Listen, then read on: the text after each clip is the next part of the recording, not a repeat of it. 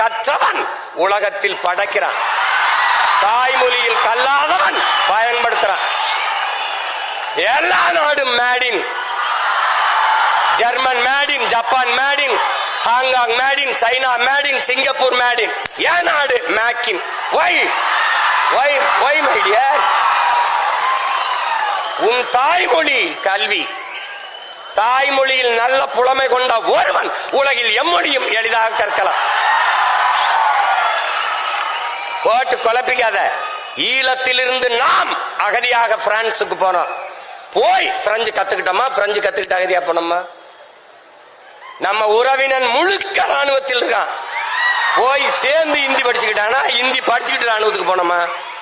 போட்டு குழப்பிக்காத. உலகத்தில் ஒன்னு தெரிஞ்சுக்க, உலகத்தில் எம்மொழியும் கற்போம் நாங்கள் வாழ. எம்மொழி தமிழ் கற்போம் எங்கள் இனம் வாழ. மொழி என்பது ஒவ்வொரு தேசியத்தின் முகவரி. கலை, இலக்கியம், பண்பாடு, வாழ்வியல், வழிபாடு, அறிவியல், அரசியல் எல்லாம் மொழிதான். அண்ணன் சீமான் அவர்களை பத்தி நான் என்ன பேசுறதுங்க?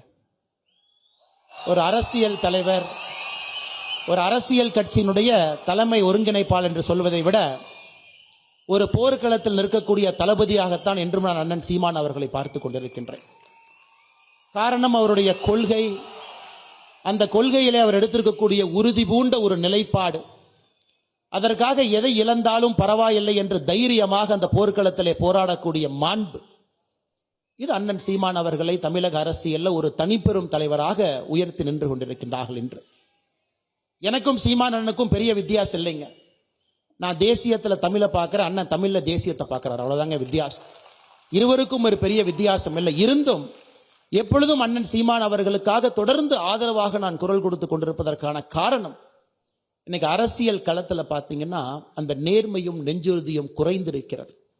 அது இருக்கக்கூடிய ஒரு மனிதனாக தொடர்ந்து நிற்கக்கூடிய அண்ணன் சீமான் அவர்கள் இந்த நிகழ்ச்சியில் நாங்கள் இருவரும் பங்கேற்கக்கூடிய முதல் மேடையாக இது இருக்குது. அண்ணன் அவர்களுக்கும் இந்த நேரத்தில் என்னுடைய நெஞ்சார்ந்த வாழ்த்துக்களை தெரிவித்துக் கொள்கின்றேன்.